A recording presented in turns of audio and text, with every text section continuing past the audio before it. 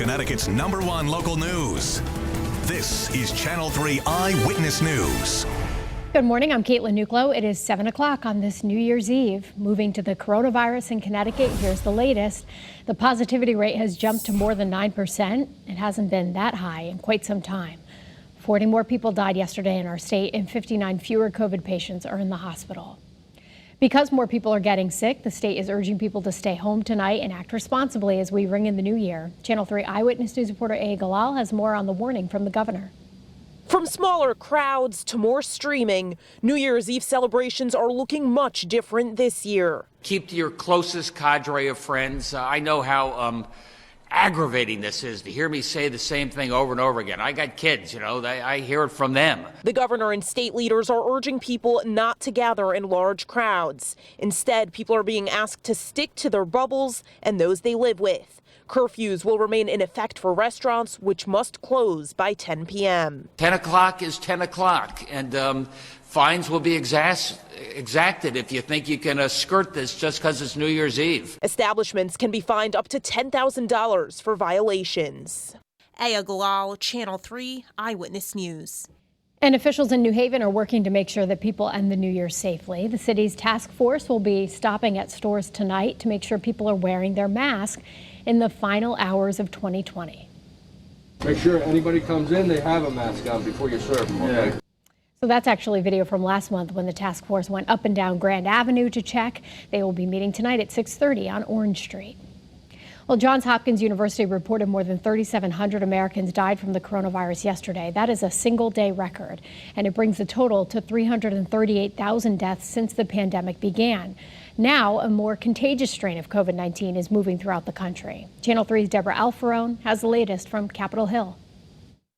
The new strain of COVID-19 has been found in a second state. Identified in Colorado yesterday has been identified here in the state of California. Dr. Anthony Fauci told California Governor Gavin Newsom it wasn't surprising, given the variant's more contagious nature. There's no indication at all that it increases the virulence. And by virulence, I mean the ability to make you sick or kill you. But with California's ICUs already at a breaking point, officials say the usual precautions are still a must. We need to continue to wear the face mask to protect ourselves, to protect others as well, and we need to do it better. Health experts believe the current vaccines will be effective against the new strain, but federal officials acknowledge the vaccine rollout needs to improve. Here's what I have confidence in. Every day, everybody gets better. For the second day here on Capitol Hill, Senate Republicans blocked efforts to boost those stimulus payments from $600 to $2,000. The Senate's not going to be bullied into rushing out more borrowed money into the hands of Democrat rich friends who don't need the help. But it's been President Trump leading the demand, yesterday tweeting $2,000 ASAP. For once, Democrats agree with something on President Trump's Twitter feed. The Senate has until Friday at midnight to get the measure passed. On Sunday, a new Congress will be sworn in. Deborah Alfarone, CBS News, Washington. Any hopes for a $2,000 COVID relief check in 2020 may now be gone, but that's not stopping our two U.S. senators from trying again. This morning at 11, Senators Richard Blumenthal and Chris Murphy will be calling on Majority Leader Mitch McConnell to allow for a vote. I'm meteorologist Melissa Cole with your Channel 3 early warning forecast, and we do have some showers around this morning, and that's going to be the general trend as we go on through the next couple of hours. And although we have dried out in the Hartford area and the Litchfield Hills, even into northeastern Connecticut, still some showers along the 95 corridor into 395. And Waterbury was dry for a little bit, and now some showers have returned. So in general, the rain will end by about 9-10 o'clock this morning. We're looking dry this afternoon, hoping for a few peaks of sunshine. Clear and quiet to ring in the new year tonight, and an active weather pattern with a couple of different fast-moving storm systems that'll bring us some rain and snow. Outside temperatures as of 7 a.m. in the upper 30s to mid-40s, so definitely a mild start to our day when you consider that our normal high is 35 degrees, and we're already way above that this morning, and of course way above that normal low of 19. The record low today is 15 degrees below zero. That was set all the way back in 1917, and our record high is 65 degrees set back in 1965. We have cloudy skies over the Waterbury Middlebury area with some light drizzle or shower activity nearby. It's 39 degrees, and it's 44 from our downtown Hartford iCam with cloudy skies overhead and lots of clouds, even a little bit of fog in the Middletown area where we've also had some showers.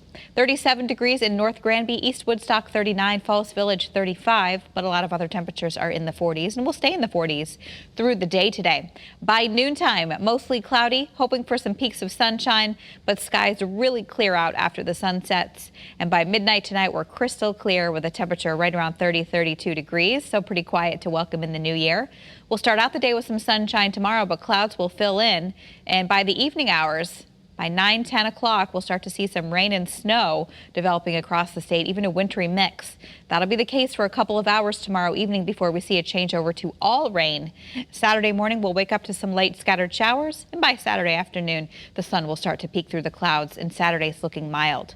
So there could actually be a little bit of accumulation of some sleet and some snow from Hartford to points northward, but anything that falls tomorrow will likely melt pretty quickly as some warmer air is going to be moving on in. But nonetheless, if you're traveling tomorrow night, be mindful that there could be some slick spots right along the Connecticut-Massachusetts border.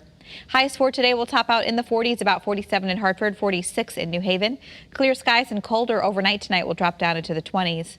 And then for the next 7 days, we are looking, well, active, as I mentioned, 42 degrees for Friday with increasing cloud cover and some rain snow developing by 9-10 o'clock. And we have that wintry mix for a few hours before a change over to rain. And notice how warm the temperatures are on Saturday, between 50 and 55 degrees under partly cloudy skies in the afternoon.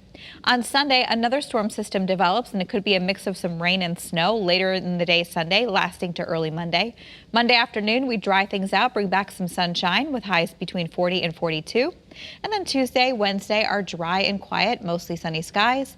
Breezy on Tuesday and Wednesday. 43 for a high inland on Tuesday, 45 at the shore, 39 on Wednesday, 42 at the shore. So a couple of little storms, not a whole lot of accumulation. We're going to watch that one for Sunday and Monday very closely and pass along any new information.